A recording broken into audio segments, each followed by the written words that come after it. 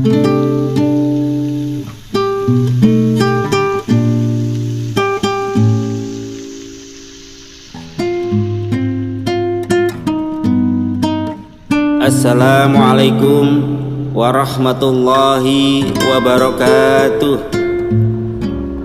Bismillahirrahmanirrahim. Alhamdulillahilladzi hadana ila syiratim mustaqim. Asyhadu an la ilaha illallah wahdahu la syarika lahu rabbul arsyil azim. Wa asyhadu anna sayyidana Muhammadan abduhu wa rasuluhu rahmatan lil alamin. Allahumma salli wa sallim wa barik ala sayyidina Muhammadin imamu wa khatamul anbiya'i wal mursalin wa ala alihi wa sahbihi ajma'in.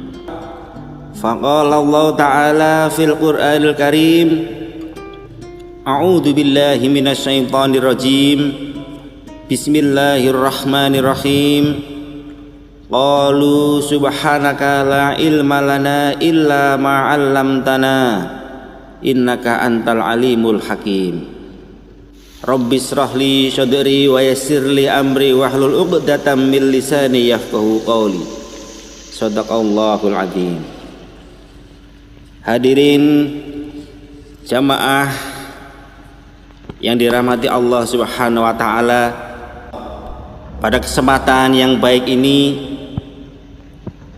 saya ingin mengajak para hadirin, para jamaah untuk membahas sedikit tentang fadilah Al-Quran, yaitu kitab suci umat Islam, kitab suci yang merupakan pedoman hidup kita sebagai orang Islam. Untuk mengawali ini, saya ingin informasikan sebuah kabar dari teman saya. Dia mengatakan beberapa waktu yang lalu ada sebuah tim peneliti dari barat. Mereka datang ke Al-Azhar Mesir. Ada apa mereka? Awalnya mereka penasaran dengan ayat-ayat Al-Quran yang dibaca dengan khusyuk dan khidmat oleh orang-orang Islam. Lalu mereka bertanya, adakah pengaruh signifikan dari kegiatan membaca ayat Al-Quran itu terhadap si pembacanya? Lalu apa yang terjadi dengan otak seseorang setelah membaca Al-Quran? Singkat cerita, penelitian itu menghasilkan suatu temuan ilmiah yang cukup mencengangkan. Apa itu? Penelitian itu menyimpulkan bahwa dengan membaca ayat-ayat Al-Quran dengan penuh konsentrasi atau khusyuk selama kurang lebih 15 menit, maka itu akan membuka gelombang alfa otak pembacanya. Saya ulangi, akan membuka gelombang alfa otak pembacanya. Apa sih gelombang alfa? Mari kita pahami sejenak, dan semoga ini semakin menambah keimanan kita terhadap Al-Quranul Karim. Hadirin jamaah, gelombang alfa adalah sebuah potensi kecerdasan pikiran bawah sadar manusia yang kapasitasnya mencapai 88%. Sementara potensi pikiran sadar yang selama ini kita gunakan adalah hanya 12%, dan ini disebut gelombang beta. Dengan kapasitas sebesar 88% tadi, maka gelombang alfa bertindak sebagai gerbang kreativitas dan gerbang untuk menuju pikiran bawah sadar. Kondisinya sangat rileks, sangat tenang, namun penuh dengan ide-ide yang brilian. Tidak bisa dibayangkan para jamaah, ketika seseorang berada pada gelombang alfa ini, maka hatinya akan sangat tenang, tubuhnya sangat rileks dan sehat. Kecerdasan otaknya berlipat-lipat. Ide-ide akan bermunculan dan dia akan sangat kreatif dan penuh semangat. Maka apa yang terjadi? Pekerjaannya akan menjadi lancar. Bisnis banyak yang berhasil. Persoalan yang ruwet jadi terpecahkan dan masih banyak lagi. Ini karena kemampuan pikiran bawah sadar yang 88% tadi sedang aktif bekerja. Maka dengan hasil itulah para peneliti berani menyimpulkan bahwa dengan metode membaca Al-Quran selama kurang lebih 15 menit maka akan sangat bermanfaat bagi para pelajar, bagi para siswa sebelum memulai belajar atau mengerjakan ujian. Juga berguna bagi para praktisi pendidikan sebelum memulai proses belajar mengajar. Juga sangat bermanfaat bagi kita semua, yaitu membacanya dengan tartil, khusyuk dan tawakal sebelum memulai aktivitas keduniaan. Subhanallah, para jamaah, hasil temuan ilmiah ini membuktikan apa yang dikatakan Allah dalam firman-Nya. A'udzu billahi minasyaitonir rajim. Bismillahirrahmanirrahim. Alif lam mim. Dzalikal kitabu la raiba fihi hudal lil muttaqin. Alif lam mim. Dzalikal kitabu la raiba fihi. Ini adalah kitab yang di dalamnya hudal lil muttaqin, terdapat petunjuk bagi orang-orang yang bertakwa. Kata petunjuk pada ayat tersebut bisa bermakna tuntunan, bisa bermakna cahaya yang menerangi, dan juga bermakna pengajaran yang mengarah pada suatu kebaikan, pada suatu kecerdasan, dan pada suatu kebijakan. Jadi para jamaah, jika merujuk pada ayat tersebut, orang yang rajin membaca Al-Quran maka hatinya akan lapang dan lembut. Tidak ada kekhawatiran dan ketakutan padanya. Otaknya selalu aktif untuk berpikir hal-hal yang positif dan selalu berprasangka baik kepada Allah Subhanahu wa Ta'ala. Sikapnya sangat santun, sangat tenang, dan selalu memberi teladan kebaikan kepada sesamanya. Ini karena mereka selalu berada dalam naungan hidayah Allah Subhanahu wa Ta'ala. Di surat lain Allah juga berfirman, A'udzu billahi minasyaitonir rajim. Bismillahirrahmanirrahim. Bal huwa ayatum bayyinatun fi syuduril ladzina utul ilma. Sebenarnya Al-Quran itu adalah ayat-ayat yang nyata di dalam dada orang-orang yang diberi ilmu. Juga pada surat yang lain Allah berfirman, A'udzu billahi minasyaitonir rajim. Bismillahirrahmanirrahim. Alif lam mim. Tilka ayatul kitabil hakim. Hudaw wa rahmatan lil muhsinin. Inilah ayat-ayat Al-Quran yang mengandung hikmah, mengandung petunjuk dan rahmat bagi orang-orang yang berbuat kebaikan.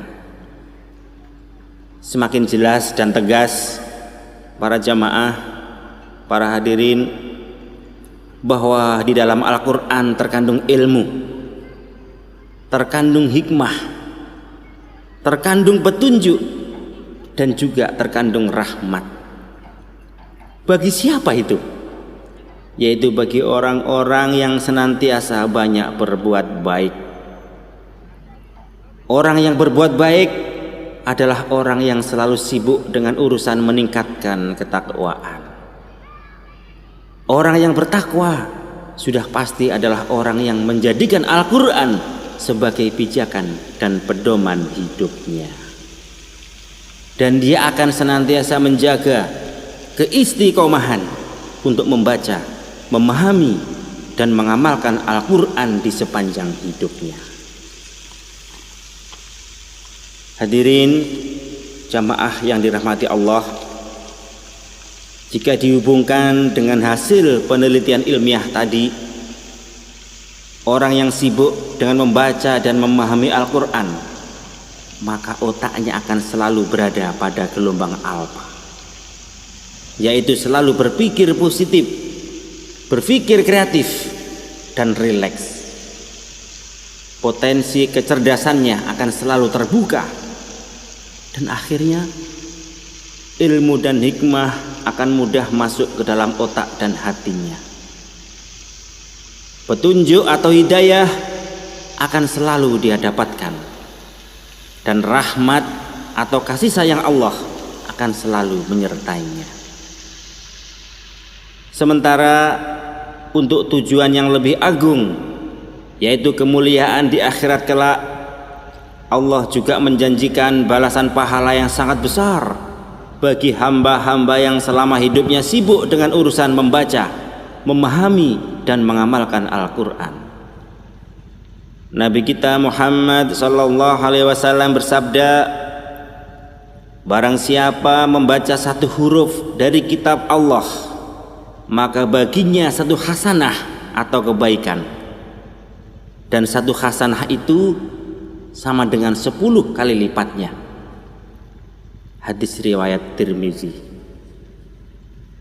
Juga pada hadis yang lain, Aisyah berkata bahwa Rasulullah bersabda, orang yang ahli dalam Al-Quran akan berada bersama malaikat pencatat yang mulia dan benar, dan orang yang terbata-bata membaca Al-Quran namun ia bersusah payah mempelajarinya, maka baginya pahala 2 kali. Hadirin, Al-Quran juga bisa menjadi syafaat bagi orang tua kita. Sebab jika kita rajin membaca dan memahaminya, maka secara otomatis orang tua kita menerima kemuliaan di akhirat. Baginda Nabi bersabda, barang siapa membaca Al-Quran dan mengamalkan apa yang terkandung di dalamnya, maka kedua orang tuanya akan dipakaikan mahkota pada hari kiamat yang cahayanya lebih terang daripada cahaya matahari seandainya berada di rumah-rumah kalian di dunia ini. Maka bagaimana menurut perkiraan kalian mengenai orang yang mengamalkannya? Namun sebaliknya para jamaah, jika kita enggan untuk membaca dan memahami Al-Quran, atau bahkan sama sekali kita lupakan kitab suci yang mulia ini dari kehidupan kita, maka sebenarnya secara perlahan kita telah membiarkan hati kita ini berkarat. Jika hati telah berkarat, maka hati tidak akan mampu mengendalikan hawa nafsu. Hidayah dari Allah tidak bisa menerobos masuk ke dalamnya, dan akhirnya jadilah dia orang yang hidup dalam penguasaan hawa nafsu, seperti ambisi-ambisi keduniaan yang berlebihan, mengejar kedudukan, sikap arogansi, mudah tersulut emosi, dan tak jarang suka menabrak hal-hal yang berbau maksiat. Seandainya dia seorang yang hebat dalam keilmuan atau saintis misalnya, maka ilmunya justru menjadi alat untuk melegitimasi sikap dan perilaku buruknya. Maka tujuan pendidikan yang mulia, yaitu untuk membentuk kepribadian anak yang baik dan dewasa, jauh dari tercapai. Lalu bagaimana para jamaah agar hati kita tidak berkarat, atau jika telah terlanjur berkarat, bagaimana cara membersihkannya? Rasulullah bersabda, sesungguhnya hati ini dapat berkarat sebagaimana berkaratnya besi bila terkena air.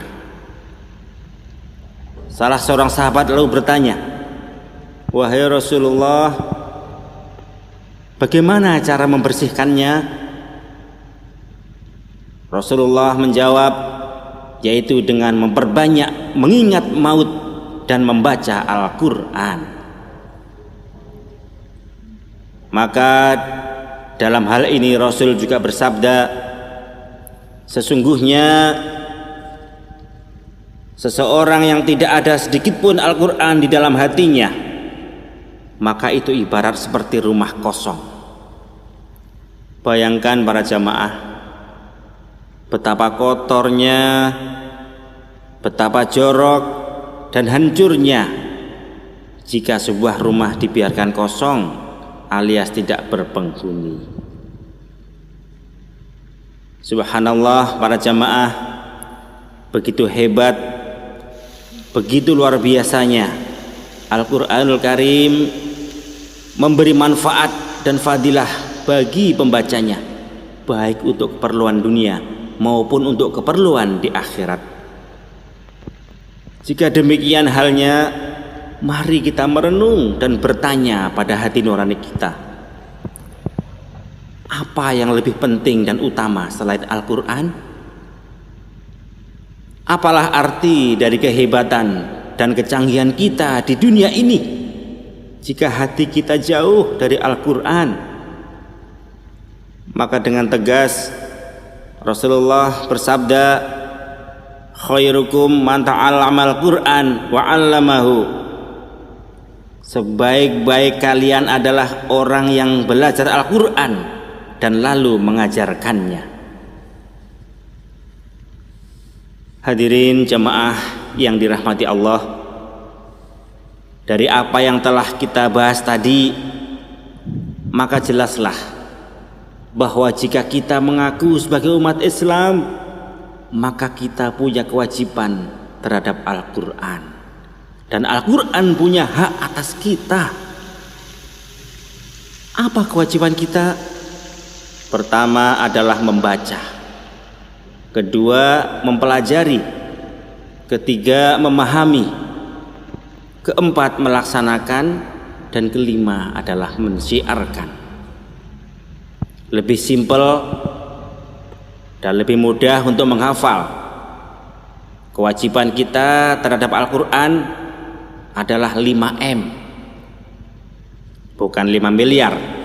5M: membaca, mempelajari, memahami, melaksanakan, dan mensyiarkan. Dengan adanya kewajiban tersebut, maka mau tidak mau kita harus berusaha semaksimal mungkin. Paling minim adalah dapat membacanya. Namun jika kita ingin meningkatkannya lagi, yaitu dengan memahami isi kandungan Al-Quran, maka sempatkan waktu kita untuk belajar di majelis-majelis taklim yang menyediakan kajian-kajian tafsir Al-Quranul Karim. Dengan demikian kita terbebas dari kewajiban kita terhadap Al-Quran. Sebab para jamaah, jika kita tidak memenuhi kewajiban itu, besok di akhirat Al-Quran akan menuntut haknya. Apa hak Al-Quran? Dalam sebuah kitab dibahas bahwa Al-Quran punya hak untuk dikhatamkan minimal 2 kali dalam setahun. Subhanallah, para jamaah, mari kita introspeksi. Sudahkah kita menjadikan Al-Quran sebagai bacaan utama dalam kehidupan sehari-hari kita? Ini sangat berkaitan dengan soal iman para jamaah. Jika hati kita terketuk, maka seyogianya kita mulai berpikir bahwa persoalan akhirat, persoalan hidup setelah mati adalah persoalan yang mestinya harus kita jadikan skala prioritas atau perhatian utama ketimbang memikirkan dunia yang bersifat paliatif atau sementara. Dan alangkah meruginya kita kelak jika kita tidak mampu memenuhi hak Al-Quran, karena kita akan ditempatkan pada tempat yang penuh penyesalan dan penderitaan. Untuk itu para jamaah, para hadirin yang dirahmati Allah, saya mengajak kepada kita semua, mari kita mulai membudayakan gemar membaca Al-Quran. Mari kita isi hati kita ini dengan ayat-ayat Allah di setiap waktu sebelum melakukan aktivitas-aktivitas yang menyibukkan pikiran. Dengan demikian hati kita akan terus jernih dan terbebas dari karatan. Otak kita pun ibarat sebuah wadah besar yang siap diisi dengan kucuran ilmu dan hikmah. Dan dengan bimbingan dari Allah yang Maha Rahman dan Rahim, setelah membaca Al-Quran, bertambahlah rasa sayang kita kepada orang tua, bertambahlah rasa peduli kita kepada kerabat, kepada fakir miskin, kepada tetangga, dan lain sebagainya. Kita juga menjadi orang yang peduli terhadap lingkungan dan sesamanya, tidak merusak alam, tidak merusak akhlak manusia, tidak merugikan orang lain, dan selalu berusaha membantu kesulitan dan penderitaan orang lain. Hadirin jamaah yang dirahmati Allah, ini adalah beberapa fadilah dari Al-Quranul Karim jika kita berusaha untuk istiqomah dalam membaca dan mengamalkannya. Semoga kita sebagai umat Rasulullah SAW gemar membaca Al-Quran, gemar mempelajarinya, gemar memahaminya, gemar mengamalkan, dan gemar untuk mensyiarkannya. Demikianlah para hadirin, para jamaah, apa yang telah Allah mudahkan kepada saya untuk disampaikan dalam kaitannya dengan Al-Quranul Karim.